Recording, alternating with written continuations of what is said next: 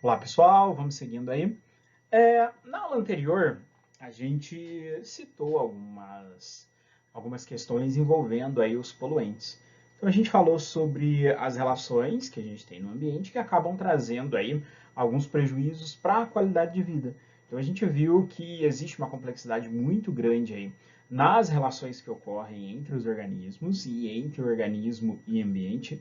Isso tem uma função, isso tem uma ação direta na qualidade de vida. Então, isso pode estar influenciando na saúde das populações. Então, a partir do momento que a gente sabe disso, a partir do momento que a gente tem essa informação, a gente precisa entender que o poluente que pode causar esse dano à nossa qualidade de vida, ele pode estar em qualquer local. Então, existe uma ideia muito errada de que o poluente ele é algo que está ligado com os locais poluídos, como que se aqui onde a gente está agora, nesse momento, não fosse um desses locais. Então a gente desassociou muita coisa. A gente tirou a associação de muitos eventos que estão acontecendo. Então, a partir do momento que a gente para de olhar para o ambiente como algo que influencia na nossa vida, a gente simplesmente ignora muitos problemas que podem acontecer com a nossa saúde. Então a gente começa a perceber que há um mecanismo muito interligado, né? Muitas conexões que existem aí em termos de ambiente, em termos de qualidade de vida. E quando a gente ignora os poluentes, eles acabam ficando muito próximos da gente e próximos demais. Um dos exemplos que eu trouxe para vocês é a respeito do microplástico. Então, eu vou falar algumas coisas a respeito. Quem tiver mais curiosidade, dá uma procuradinha, que vocês vão ver mais algumas coisas a respeito aí. Então, o que seria esse microplástico? Que basicamente é esse material? O que ele seria? Não passa de plástico, certo? Só que ele acaba, ao longo do seu processo de decomposição ou no seu processo aí de produção de produtos derivados de plástico, ele acaba sendo produzido. Então o nome já fala muita coisa. São partículas de plástico, certo? Extremamente pequenas, mas muito pequenas mesmo, mas muito pequenas.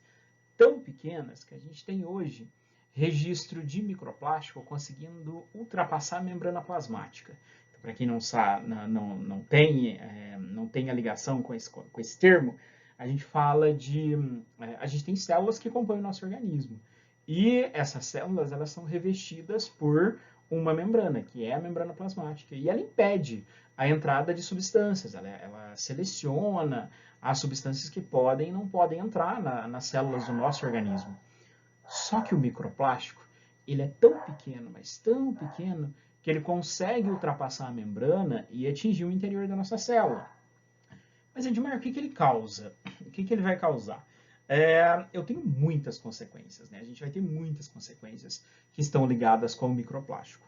Só que é um poluente que só agora que a gente está tendo uma preocupação com ele, coisa bem recente, que só agora que a gente está notando que ele pode causar alguma coisa.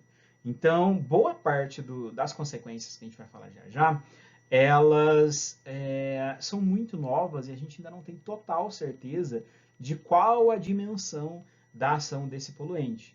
Mas onde que eu entro em contato com o microplástico para eu evitar? Não dá para evitar. Então, infelizmente, não dá para a gente evitar o microplástico. Óbvio que tem algumas dicas para a gente poder diminuir o contato com o microplástico, mas ele está aqui no ar, ele está na atmosfera. Tem partículas de microplástico voando aqui agora. Então, a gente não consegue retirar isso.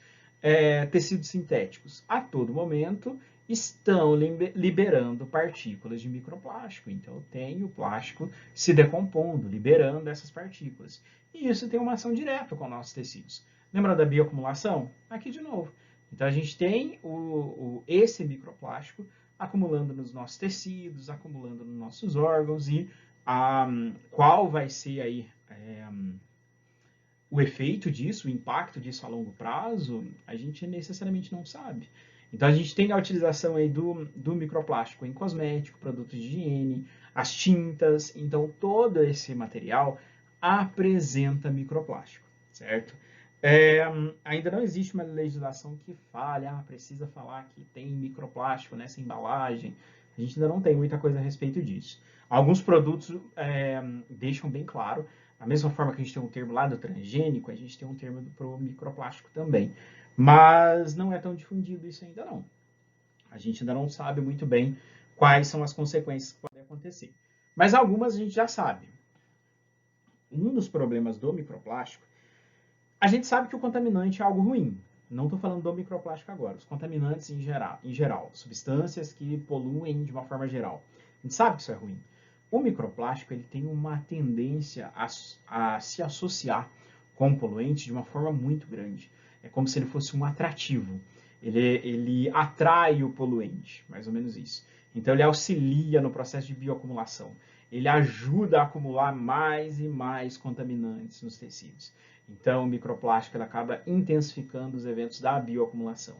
A gente vai ter o microplástico entrando na cadeia alimentar pela biomagnificação. Então, a passagem, lembram disso? A passagem aí de um nível trófico para o outro, eu tenho mais e mais acúmulo desse microplástico.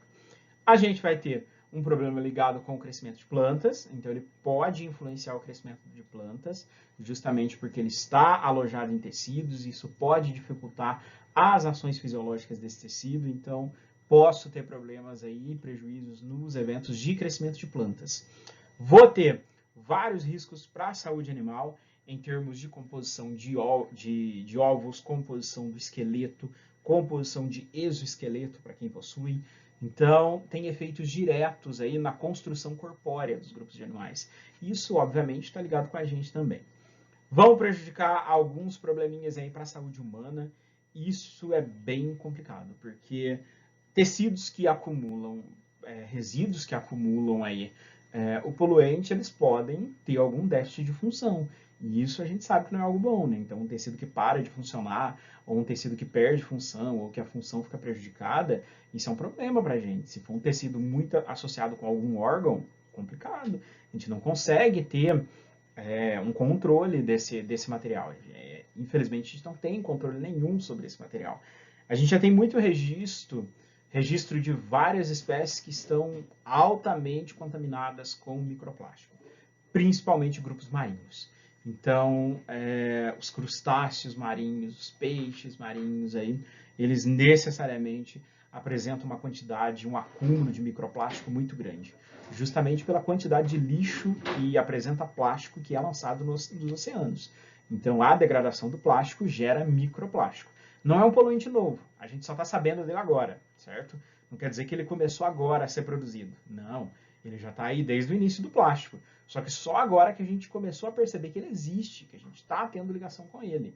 E agora pensem, olhando para as populações animais e para os grupos de plantas, a gente vê que o microplástico pode influenciar nos processos de crescimento, nos eventos de desenvolvimento, nas atividades metabólicas.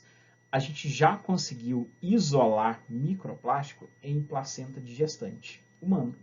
Então a gente começou a perceber que já existe microplástico presente em placenta. Isso pode ser um problema muito grande, isso talvez pode gerar grandes problemas a longo prazo, a gente não sabe exatamente o que isso está causando. A gente não sabe se os problemas que a gente tem de saúde atualmente são necessariamente provocados por microplástico, porque o acúmulo existe, está presente nos nossos tecidos, e a gente não tem uma ideia muito boa ainda de como que dá para controlar isso, de como que esses eventos podem ser controlados, se é que pode, né? Então, existem algumas dicas de evitar usar o plástico, enfim, mas, infelizmente, é algo muito difícil para a gente. Então, a gente trocar tecido, utilizar algodão orgânico, necessariamente, sair dos sintéticos e por aí vai.